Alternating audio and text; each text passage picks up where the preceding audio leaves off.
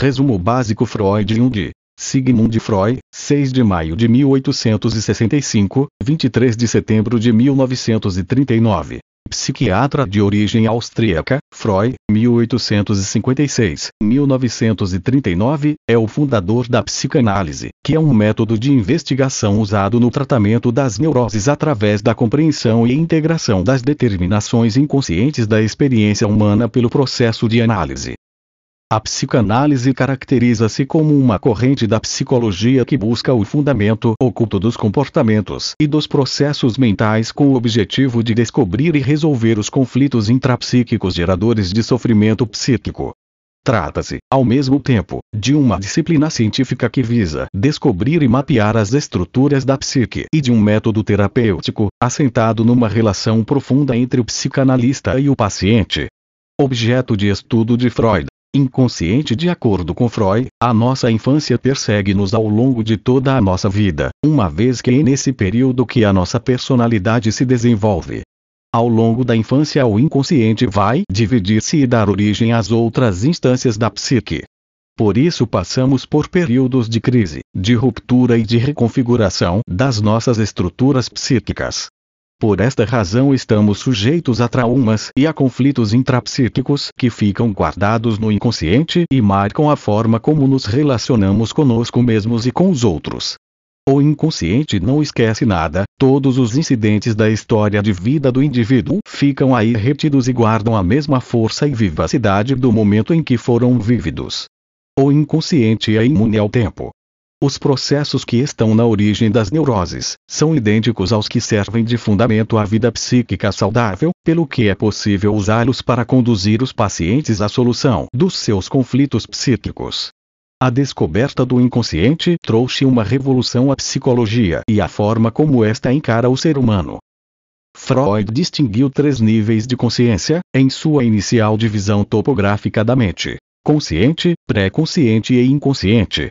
Consciente diz respeito à capacidade de ter percepção dos sentimentos, pensamentos, lembranças e fantasias do momento.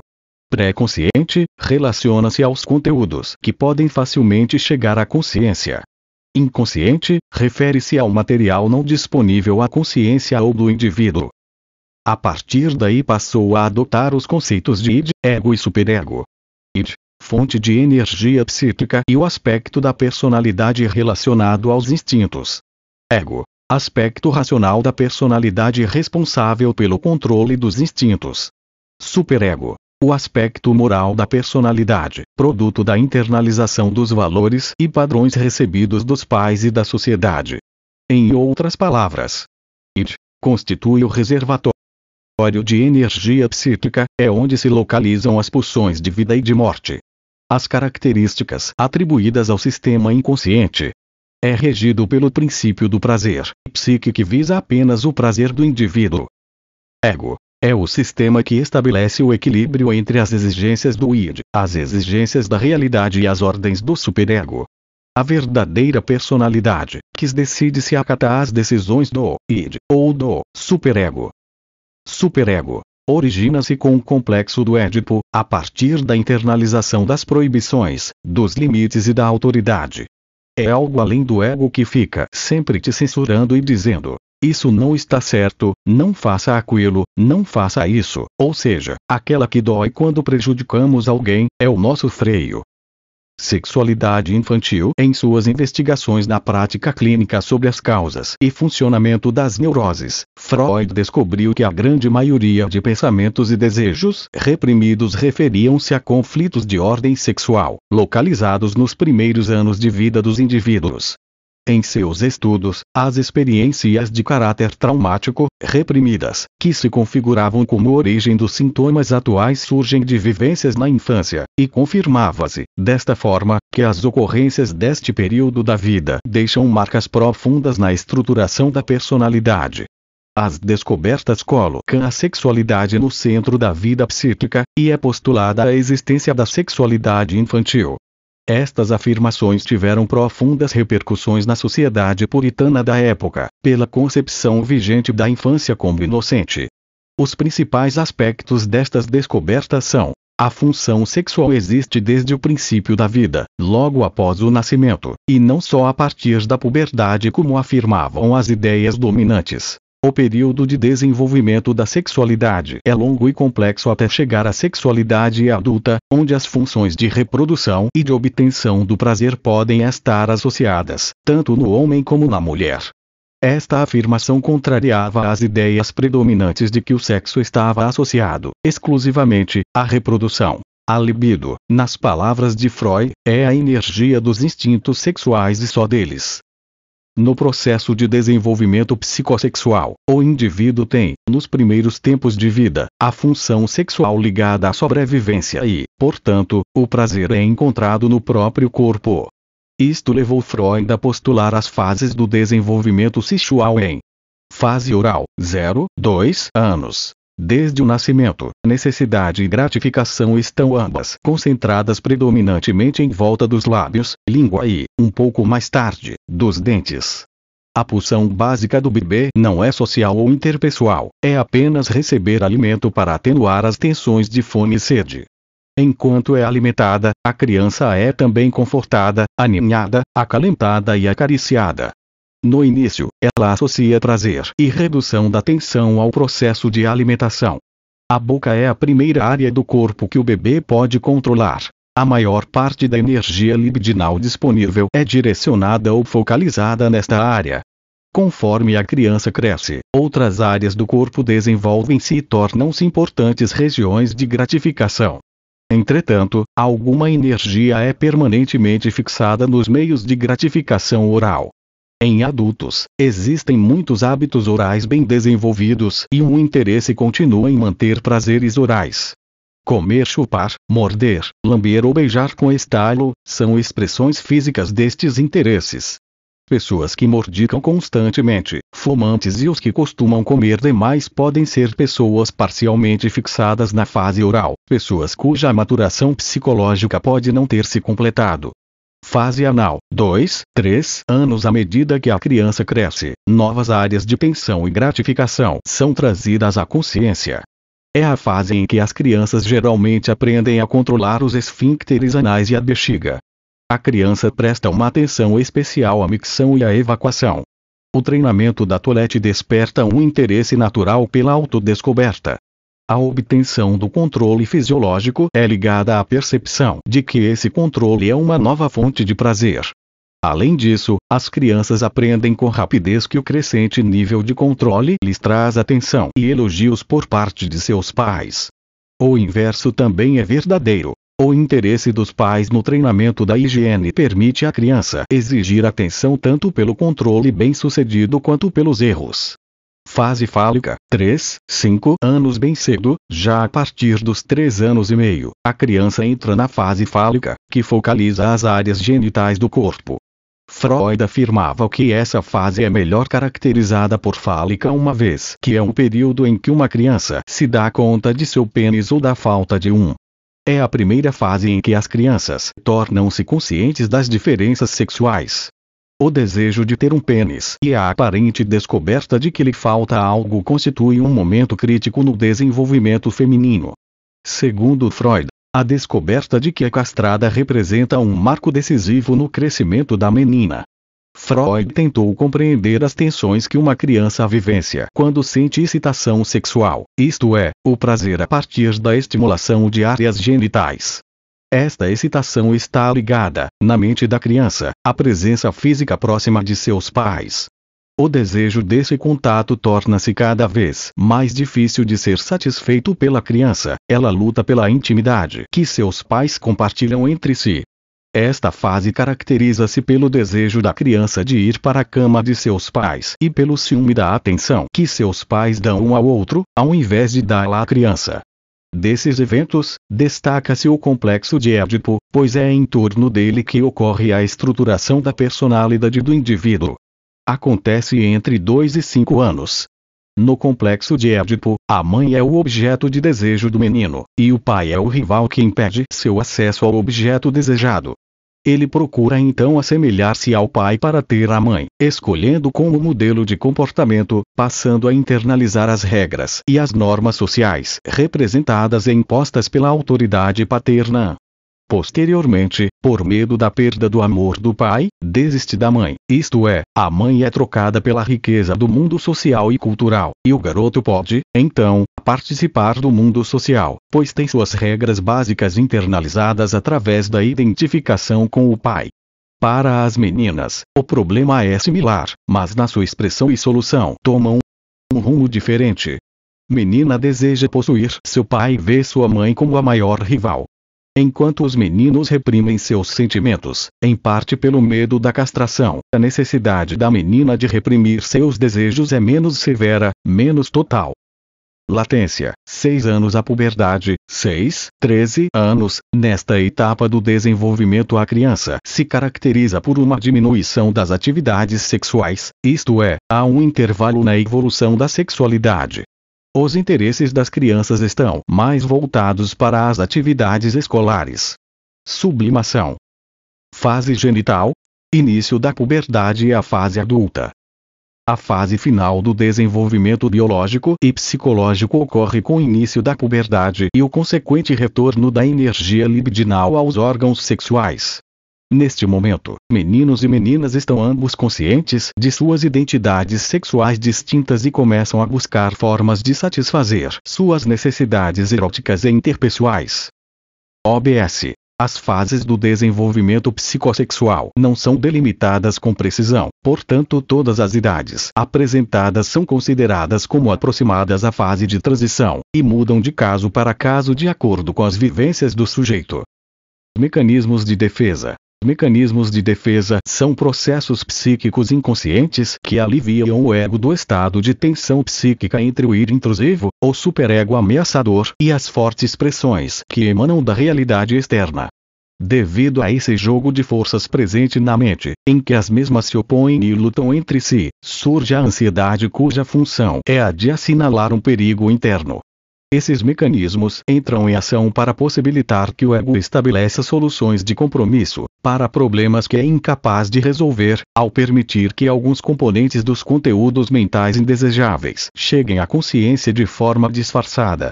Alguns mecanismos de defesa. Compensação: encobrir uma fraqueza real ou percebida enfatizando uma característica que se considera mais desejável. Um menino deficiente físico não consegue jogar futebol, por isso compensa, tornando-se muito estudioso. Negação. Recusar-se a reconhecer a existência de uma situação real ou os sentimentos associados a ela. Uma mulher toma bebidas alcoólicas todos os dias e não consegue parar, não reconhecendo que tem um problema. Deslocamento: a transferência de sentimentos de um alvo para outro, que é considerado menos ameaçador ou é neutro. Um cliente está furioso com seu médico, não expressa isso, mas agride verbalmente a enfermeira. Introjeção: integrar as crenças e os valores de outro indivíduo à estrutura do próprio ego. As crianças integram o sistema de valores de seus pais ao processo de formação da consciência. Uma criança diz a um amigo: "Não trapaceie. Isso é errado."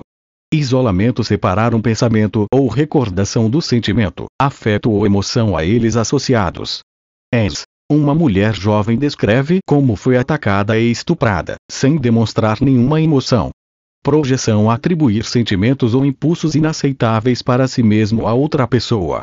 Um professor, crítico ácido da incompetência de seus alunos, pode, inconscientemente, esconder o medo de sua própria incompetência. Projeta suas próprias características, sentimentos em outra pessoa. Racionalização: tentar desculpar ou formular razões lógicas para justificar sentimentos ou comportamentos inaceitáveis. Um político que perdeu a eleição explica aos eleitores que houve fraude. Formação reativa: impedir a expressão de pensamentos ou sentimentos inaceitáveis, exagerando pensamentos ou tipos de comportamento opostos. É uma reação contra o próprio impulso indesejável que fica mantido inconsciente. Exemplo: uma pessoa extremamente rígida em relação à moral ou sexualidade pode estar ocultando seu lado permissivo e imoral. Regressão retirar-se em resposta ao estresse para um nível anterior de desenvolvimento e as medidas de conforto associadas a esse nível. ENS. Voltar a chupar o dedo, urinar o indivíduo chora diante de um problema. Repressão bloquear involuntariamente da própria consciência sentimentos e experiências desagradáveis. ENS. Funcionário embriagado demonstra hostilidade em relação ao seu chefe a quem trata bem quando está sóbrio. Sublimação redirecionar pulsões ou impulsos que são pessoal ou socialmente inaceitáveis para atividades construtivas. ENS. O exemplo clássico é a canalização da agressividade para determinadas atividades profissionais socialmente valorizadas, como no caso dos cirurgiões. Resumo básico: Psicologia Junguiana. Carl Gustav Jung, 26 de julho de 1875, 6 de junho de 1961. Estrutura da personalidade. Para Jung, a personalidade como um todo é denominada psique, que em latim significa espírito ou alma, nos tempos modernos passou a significar mente, como em psicologia, a ciência da mente. A psique abrange todos os pensamentos, sentimentos e comportamento, tanto os conscientes como os inconscientes. Ao contrário de muitas teorias psicológicas, Jung rejeita a ideia de que a personalidade seja fragmentária, construída ou preenchida. O homem não luta para se tornar um todo. Ele já é um todo, ele nasce como um todo. O que lhe cabe fazer durante a experiência é desenvolver este todo essencial. Uma personalidade dissociada é uma personalidade deformada. A psique engloba a personalidade como um todo. Pensamentos, sentimentos e comportamentos, conscientes e inconscientes. Exerce a função de guia que adapta o indivíduo ao ambiente social e físico, regulando-o. Para a psicologia analítica, a concepção de psique ratifica a ideia primordial de Jung, de que uma pessoa já nasce como um todo. Sua tarefa durante a existência é desenvolver este todo essencial, até levá-lo a um nível maior de coerência, diferenciação e harmonia, cuidando também para que ele não se divida em sistemas separados, autônomos e conflitantes.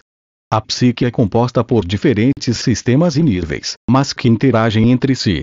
Possui 3 níveis: consciência, inconsciente pessoal, complexos, e inconsciente coletivo, arquétipos. A consciência é a parte conhecida da mente. É uma percepção consciente que aparece logo cedo na vida e que podemos observar na criança ao observar os pais, objetos, etc.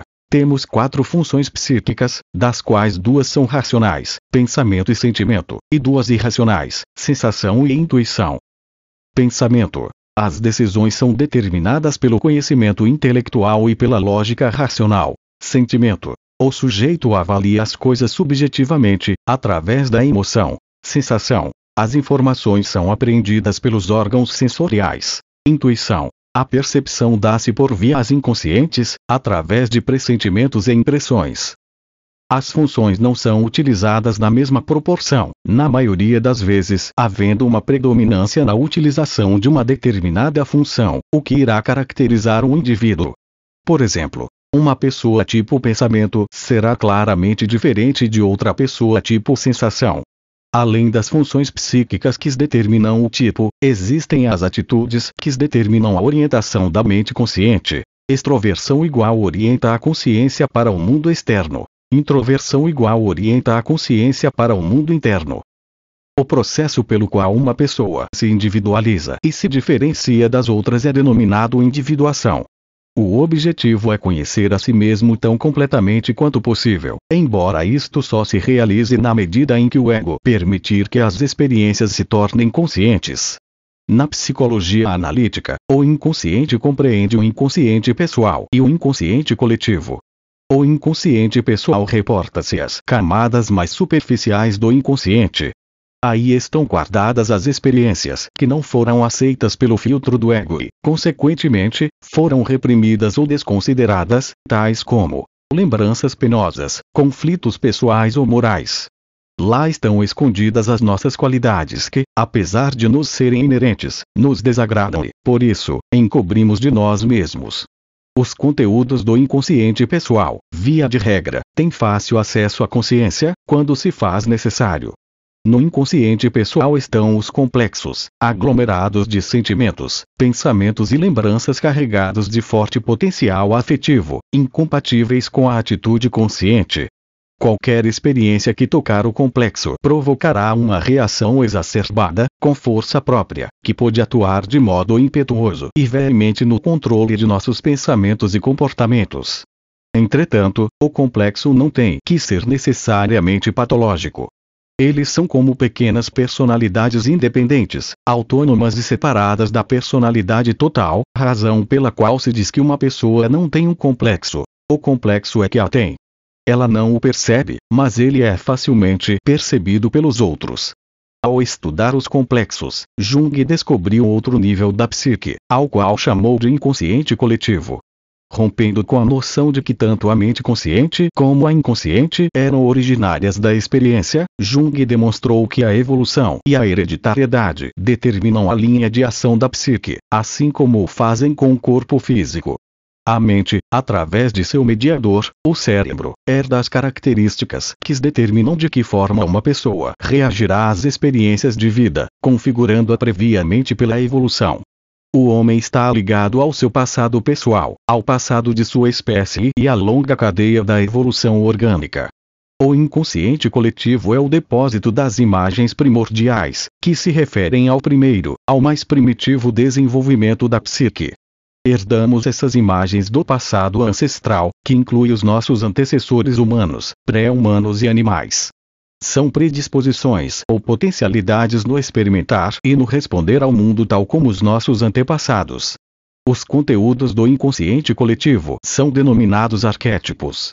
Os arquétipos são formas sem conteúdo que representam apenas uma possibilidade de percepção e ação. Os principais arquétipos são: persona. Persona é a máscara que os antigos usavam para representar no teatro. Este arquétipo está relacionado aos diversos papéis sociais que desempenhamos na sociedade.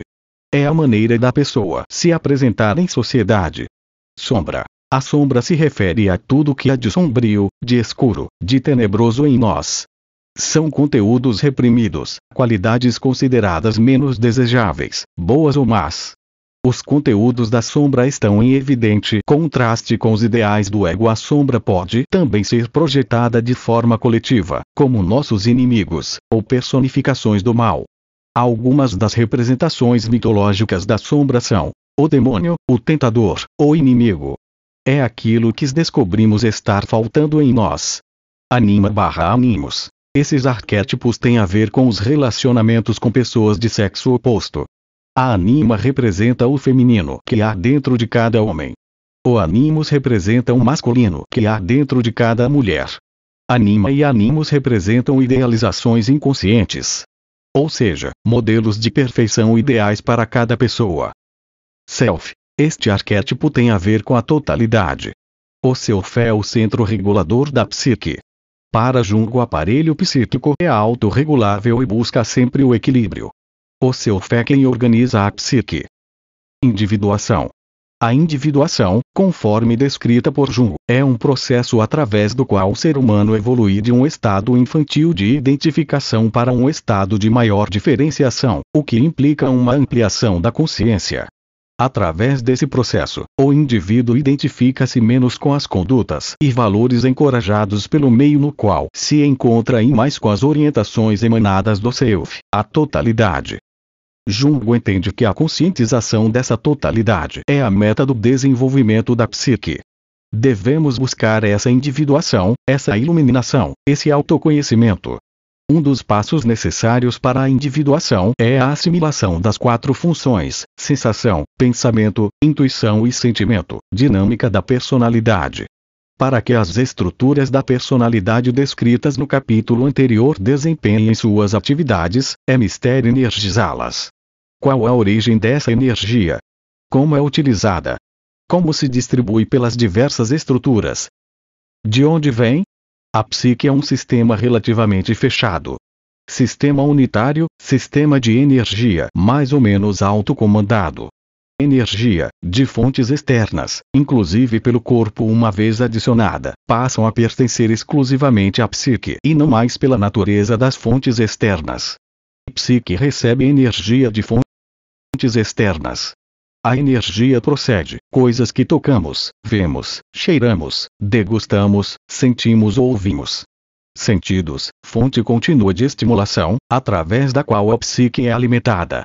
Sistema psíquico, se mantém em estado de mudança contínua e nunca pode atingir um estado de perfeito equilíbrio, apenas estabilidade relativa à incessante redistribuição de energia no sistema. Se fosse um sistema fechado, equilíbrio, não estaria sujeito à interferência externa. O estímulo mais insignificante pode derrubar a estabilidade mental, Um comentário inócuo pode provocar uma reação emocional extremada, positiva ou negativa. Psique totalmente aberta, o caos. Totalmente fechada, estagnação. Ideal, equilíbrio entre os dois extremos. Utilização. Energia da qual se efetiva o trabalho da personalidade manifesta-se de modo consciente através dos esforços, do desejo e da determinação. Não pode ser medida. Expressa-se sob a forma de forças reais ou de forças potenciais, executando o trabalho psicológico. 1. Atividades psicológicas. Perceber, lembrar, pensar, sentir, desejar, querer, aplicar-se, esforçar-se. 2. Atividades fisiológicas. Respirar, digerir, suar, dormir, transar. 3. Forças potenciais, podem ser ativadas a qualquer momento. Predisposições, tendênicas latentes, propensões. Origina-se das experiências da vida. A psique sempre está fazendo algo, mesmo quando dormimos, a psique continua ativa, produzindo sonhos. Nem sempre nos damos conta dessa atividade. Sonhamos durante toda a noite. Atividade psíquica, atividade corporal. A energia psíquica transforma-se em energia física e vice-versa. Os pensamentos e sentimentos afetam as funções fisiológicas e vice-versa. Dinâmica da personalidade. Distribuição. 1. Valores psíquicos. A quantidade de valores psíquicos voltados para uma coisa só, observação direta e dedução, indicadores de exemplos, reações emocionais e intuição. 2. Equivalência a princípio da entropia. Princípio da entropia, P é a transferência de energia de uma posição para a outra. A entropia governa os intercâmbios de energia em toda a personalidade, com o objetivo de constituir um sistema perfeitamente equilibrado. 3. Progressão e regressão, canalização de energia. Progressão são as experiências cotidianas promotoras da adaptação psicológica do indivíduo, libido. A regressão é um movimento para trás da libido. Canalização de energia. Exemplo: cachoeira versus energia. Tipo de canalização: ritual, cerimônias. Homens modernos recorrem a outros atos de vontade. Desenvolvimento da personalidade. Etapas: individuação/transcendência e integração/papel do pais. A influência da educação. Outras influências. Regressão e estágios da vida. Tipos psicológicos. Além dos dois tipos de atitude, Jung verificou que havia uma diferença entre as pessoas de um mesmo grupo, ou seja, um introvertido poderia diferir muito de outro introvertido. E a pessoa não é o tempo todo um tipo ou outro. Ao lado das atitudes, Jung estabeleceu também as funções psíquicas que juntas constituem os tipos psicológicos. Jung distinguiu 4 funções psíquicas: sensação, intuição, pensamento e sentimento. Existem 2 maneiras através das quais percebemos as coisas, sensação e intuição. Existem outras 2, que usamos para julgarmos os fatos, pensamento e sentimento. Eixo das funções: dimensão perceptiva, sensação, intuição, dimensão avaliativa, pensamento, sentimento. 1. Pensamento extrovertido. Lógico, objetivo, dogmático. 2. Sentimento extrovertido. Emotivo, sensível, sociável, mais típico das mulheres do que dos homens. 3. Sensação extrovertido. Busca o prazer, adaptável. 4. Intuição extrovertido. Criativo, capaz de motivar os outros e aproveitar as oportunidades. 5. Pensamento introvertido. Mais interessado em ideias do que em pessoas. 6. Sentimento introvertido. Reservado, não demonstra, mas é capaz de emoções profundas. 7. Sensação introvertido. Sem interesse pelo exterior, expressa-se em buscas estéticas. 8. Intuição introvertida. Mais preocupado com o inconsciente do que com a realidade cotidiana. Não posso provar a você que Deus existe, mas meu trabalho provou empiricamente que o padrão de Deus existe em cada homem, e que esse padrão, pattern, é a maior energia transformadora de que a vida é capaz de dispor ao indivíduo. Encontre esse padrão em você mesmo e a vida será transformada. C.G. Jung. A importância dos sonhos. Carl G. Jung. Carl G. Jung. Org.